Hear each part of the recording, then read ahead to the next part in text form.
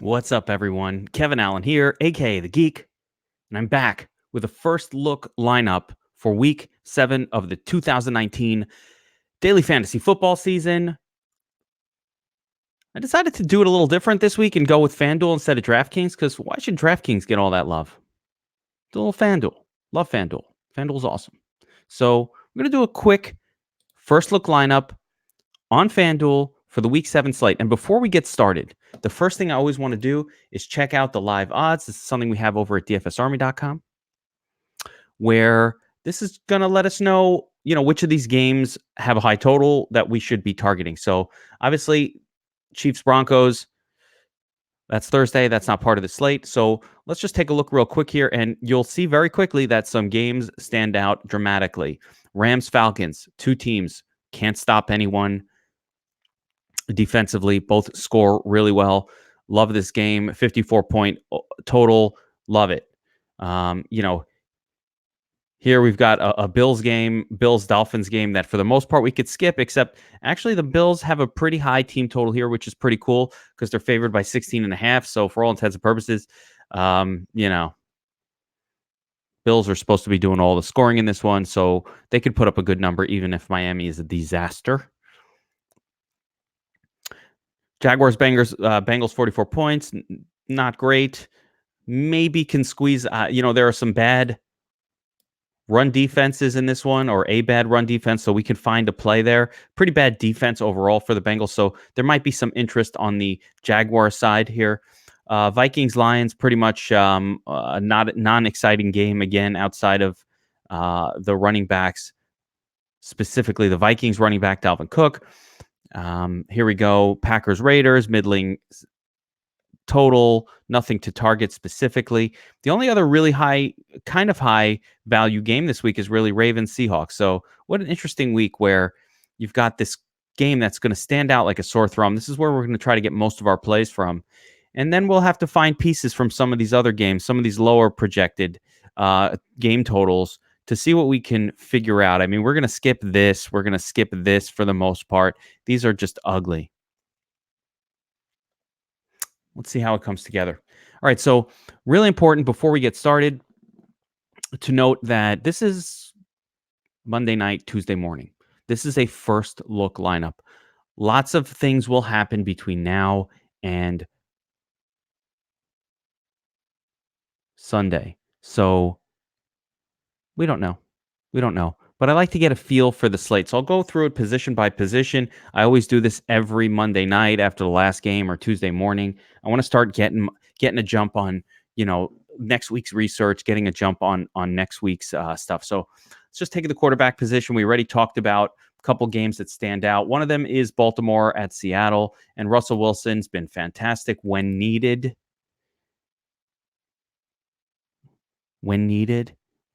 I mean, the things he does with so few attempts is unbelievable. I don't even know where the points come from. 4 touchdowns, 17 completions, unreal.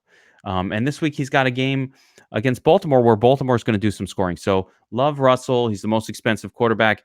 Here's his counterpart in that game, Lamar Jackson. Can't go wrong with either one of these guys. Both of them good. Deshaun Watson, I'm not crazy about teams at the Colts. Something about the Colts defense is just pretty good. Seem to sometimes limit teams. So Deshaun Watson playable here.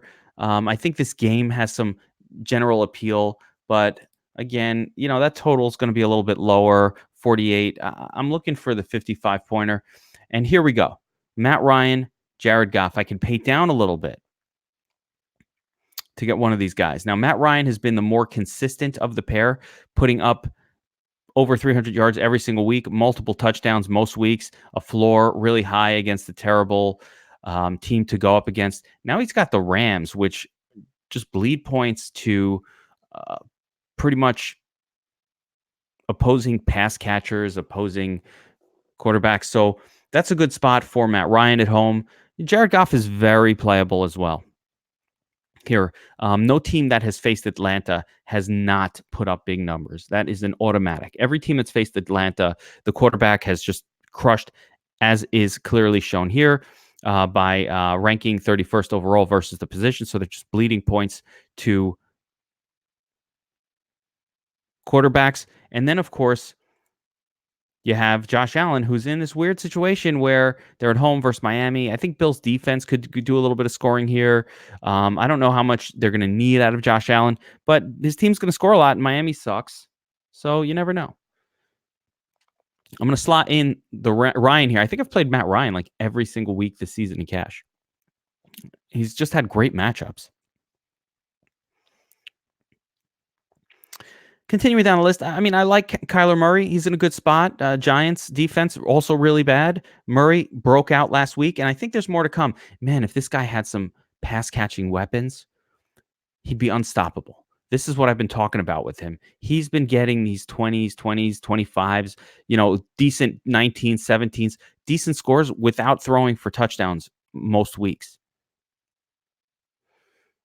Last week, he finally put it all together.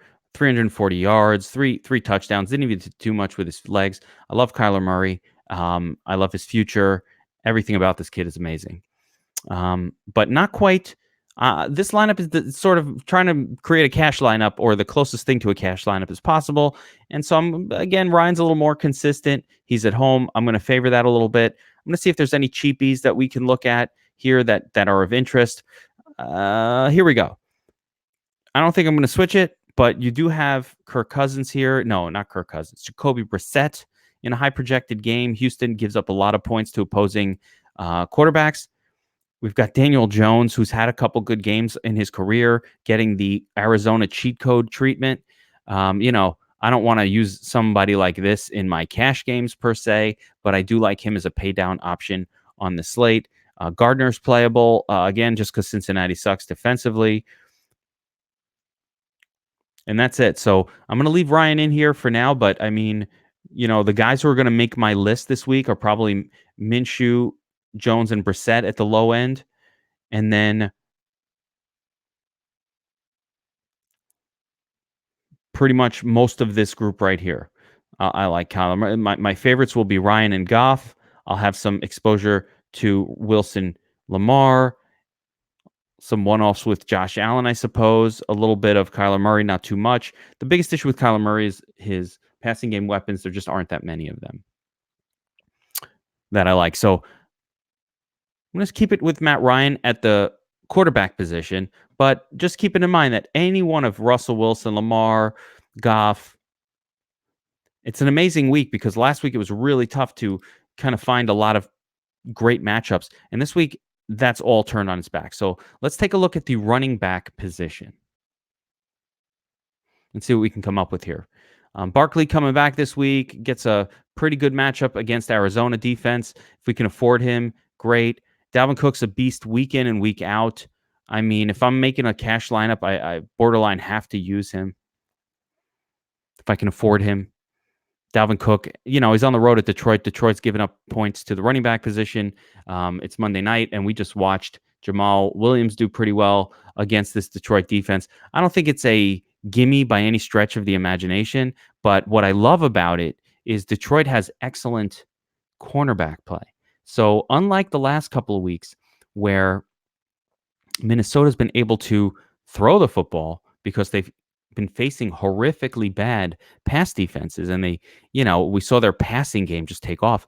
This week they get back to reality with a team that can defend the pass. We just saw them play against the Packers, and they shut down the outside wide receivers pretty well. They've been doing that all season. Darius Slay is back. I don't really like this as a passing game. So I think they're going to lean heavy on Dalvin Cook here. Cook has just got incredible numbers all season, by the way. Hasn't had really a terrible dud, and a lot of his games are breaking 20 Fanduel points, which is spectacular. We want about 24 Fanduel points to crush tournament value because we want about 3x on Fanduel. Another guy I really love, I just target running backs against Cincinnati every week. Fournette gets 25 touches a game. Regardless, this isn't a high projected game, but I mean, 20 targets, 20 rushes, 6 targets, 23, 7, 29. I mean, these numbers are crazy. If I'm making a cash lineup, it's got to have Fournette in it. And we're starting to see, okay, we've only got 59.83 left for this lineup. So hopefully there is going to be some savings at the wide receiver position. And there has been every single week on FanDuel so far this season. And it doesn't get worse, it keeps getting better. So I don't know what they're thinking here with the wide receivers. We almost don't even need to look all the way up top because there's such value down low. But I mean, sure, Julio Jones, I love him this week. I'd love to pair him up with Matt Ryan. Hell yeah. That would be amazing. But I mean, it's going to limit us. I'm not sure that's going to work out. But since I have Matt Ryan, let's drop him in here for now. Michael Thomas, hell no. I don't play receivers or anybody at Chicago. DeAndre Hopkins, dude, no. Enough. Enough. No. I love DeAndre Hopkins, but man, he's hurt me. He hasn't made it worthwhile to pay up all season, except for week 1. There you go. He had one great week, 2 touchdowns, then a whole bunch of zeros. I don't like it. Too much risk in cash. We want to spend our money on running backs in our cash lineups and our high dollar entries.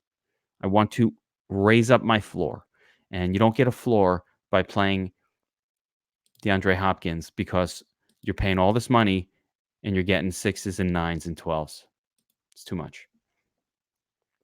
Cooper Kupp I like a lot. I love this matchup. Cooper's going to do great. I'd love to put him in here. I'd love to leave Julio in here, but it's probably not going to wind up this way, as you will see. T.Y. Hilton, great spot as well. So these are 2 guys I'm going to be targeting this week. Jones, Kupp, Hilton. I love these guys. Tournaments, though, because I don't think we're going to be able to afford them specifically in this lineup, but in many lineups this week. But I like these 3. Keenan Allen is a no for me, not with the emergence of Mike Williams to health and the emergence of Hunter Henry. At this point, Keenan Allen's cheat code is gone. I hope a lot of people play him. I hope he's chalk. He won't be on my lineup. Robert Woods, a little too expensive here on FanDuel for my taste. I can get him a lot cheaper on DraftKings, so I'm going to avoid him. Thielen at Detroit, no thank you. He will see, quality coverage. I don't think Darius Slay will be on him, but, I just don't really want to target passing game against Detroit right now. Kenny G, Minnesota, just as bad of a matchup. Xavier Rhodes, no thank you. Chicago, Allen Robinson's going to get the Marshawn Lattimore treatment. That's a no. Stephon Diggs is a no for me, coming off that big game. A little too chalk this week. A big jump in price and a bad matchup. Don't like it. I do like DJ Shark. I do like him. But that's not one of the higher projected games of the slate. And teams have been attacking Cincinnati with the run. So I mean, I'm cool with TJ Chark, but I'm just not using him in this lineup. Tyler Lockett, more of a tournament play, scores a touchdown most weeks. But when he doesn't get one, he doesn't do a whole lot. I do like this game, though. And in Russell Wilson lineups, I will be targeting him aggressively. Terry McLaurin, let me save you guys money. Don't play anybody against San Francisco ever. Just don't. Here we go. Will Fuller. Big Willie style. I like him. I like him for this price. Guy dropped 3 touchdowns last week, but they're throwing to him. Man, it was almost another big day for Will Fuller. I'm going to throw him in here. Let's see what happens. Scantling, Metcalf. I mean, it's interesting how close he is to Tyler Lockett in salary, 6,500, 6,200. I mean, has he been that much better? He's getting fewer. It's not that much different, to be quite honest, if you look at the targets and all of that. Mike Williams, don't mind him as a tournament play. Golden Tate, a little too. Don't mind him as a tournament play either. I just don't mind him as a tournament play. He had a lot of targets last week. You really can't deny it. He's going to be interesting. I like that game quite a bit. So Golden Tate will be in my player pool this week. John Brown is interesting.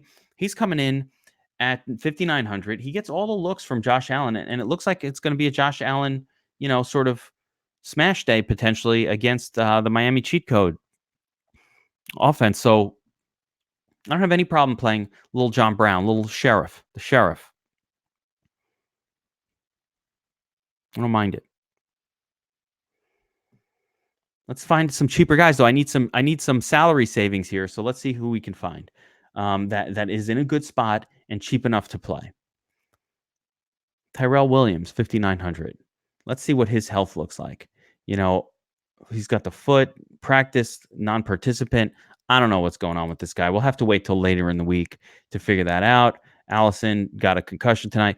Auden Tate at Jacksonville, not interested in that game. Tyler Boyd, Jacksonville. I'm not super interested in this game, but man, it's pretty cheap for Tyler Boyd. I mean, he came off a bad game, but he's had a couple of decent games here. So that's interestingly cheap for Tyler Boyd. He should avoid the worst matchup against Jacksonville. He'll be in the slot. So, you know, interesting. Coming off of a really bad game. Here's one I like. Larry Fitzgerald.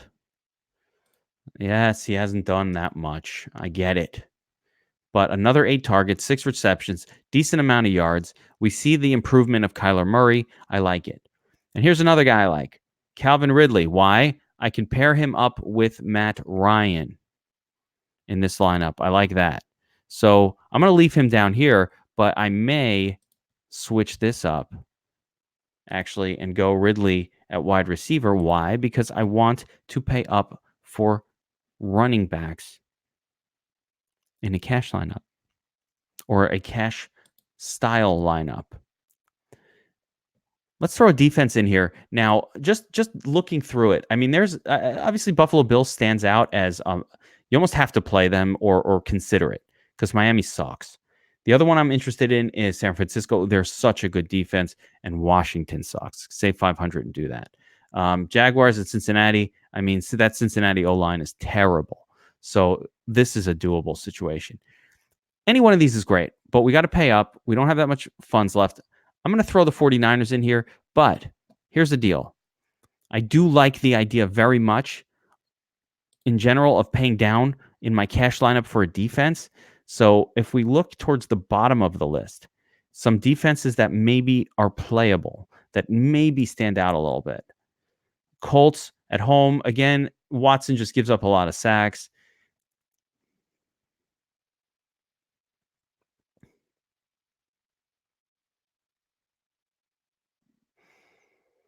As soon as we get away from that game, I mean, New Orleans maybe because they're facing, the backup quarterback for Chicago. But I like New Orleans at home. Chicago, yes, very playable. Anytime Chicago, you can get them. I get it. It's the Saints, but you know what? This is Teddy Bridgewater, Teddy KGB.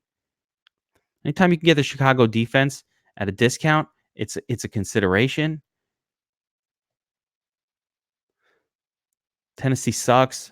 I mean, I guess you could play Chargers defense here. Not going to debt. Packers at home. They'll get some sacks. But I mean, at this point at 4,700, I'm just going up to one of these guys. So let's plug in San Francisco for now. If I had 500 left, I'd go up to Buffalo because Miami is just a disaster. But one thing going for Miami, they might start Ryan Fitzpatrick. There is some sort of revenge narrative for Ryan Fitzpatrick in Buffalo. I don't think it's real, but, if you need something. All right, let's take a look at tight end. We've got 6,750 left per player. Now, there's a couple of really, really great spots for tight end. George Kittle, I don't think they're going to need him. I think they're going to rely on the run here. Kittle's always good, though. Here's the cheat code. Tight end versus Arizona. We've been doing that all season. It's been working since, you had Disley go off against them. We saw Hawkinson go off against them. We just saw Hooper go off against these guys. The only turd was Tyler Eifert. And the issue with Eifert was they just don't throw to that guy. Evan Ingram, coming off the injury, we got to see what's up with that. But he stands out as the best tight end play. That being said, I don't mind Mark Andrews at all. I don't mind Austin Hooper. But if I'm looking to pay down, look who we have. Hunter Henry. 9 targets, 8 receptions, 100 yards when they were, quote unquote, limiting his snaps this past week. Man, that's pretty good.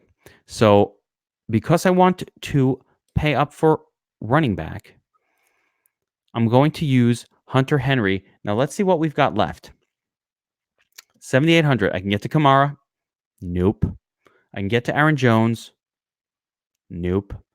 I can get to Chris Carson, involved in one of the more exciting games on the slate. Baltimore, not a special defense. This is a home game for Seattle.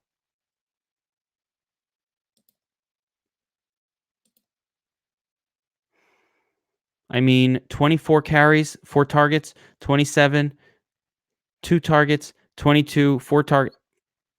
That's what I'm looking for. Now let's see how much money we have left at the end of this. So I've got to 200 left to spend if I want, or I could just roll with this as it is. I mean, if I had 200, I could let's just take a look down here and see if there's anybody better, that we want to upgrade to. I like Larry Fitzgerald, so I don't really see a whole lot of want to move off of him. Also not seeing a whole lot of benefit to it here as I look. Big Willie style. Let's see what the deal is here. If we had an extra 200, you can get Tyler Lockett in there, I guess. But I mean, is he really better than Will Fuller? I don't think so. Again, I just always go through. I like to try to spend as much as I can of my cap.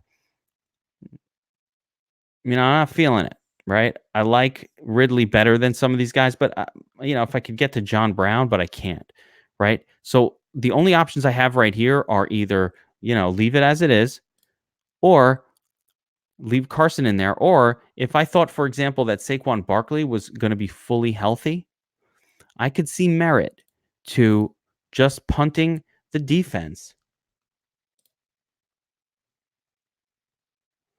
Let's throw whatever in here, punt the defense, and then going all the way up to Saquon Barkley. I mean, you don't feel bad going into a week with Cook, Fournette, and Barkley as your running backs. You've got a stud quarterback, money to spare. I can go all the way up to a different quarterback if you don't like him. Okay, how about Deshaun Watson? But money to spare. I've got the best running backs on the slate: Barkley, Cook, Fournette, volume machines. I've got some high upside wide receivers, including one tied to my quarterback, one that has just coming off a game where he dropped 3 touchdowns, had a 3-touchdown game prior, one connected to a very, very high flying game. And then Hunter Henry, who was not priced correctly because his breakout game happened after the salaries came out on the slate. The only spot I have left, I'm going to always try to spend as much as I can, certainly of my budget. And when I have some left over, the first place I look is defense. Could we use the Titans? I think so.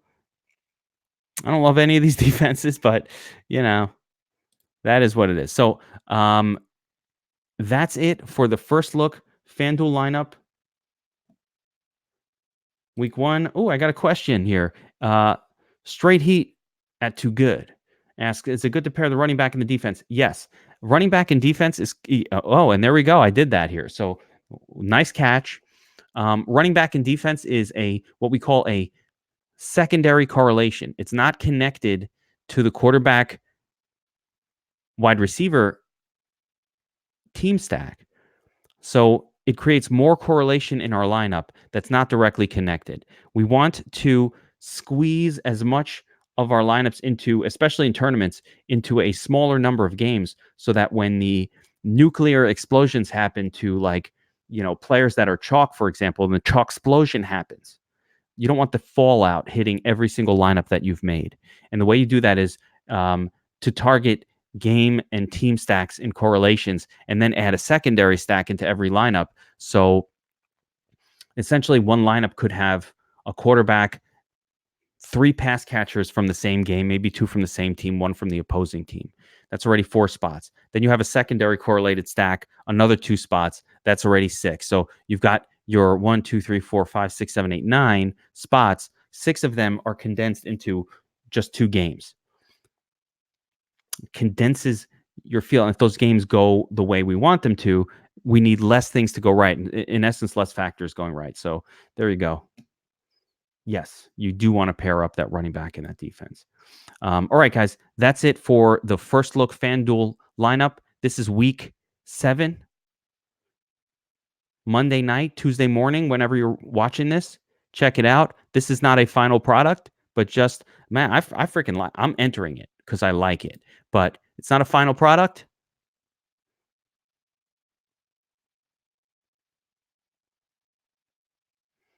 We'll see what happens as the week goes on. Let's see if I can even enter a lineup. Looks like my screen's freezing up. All right, that's it, guys. Take care.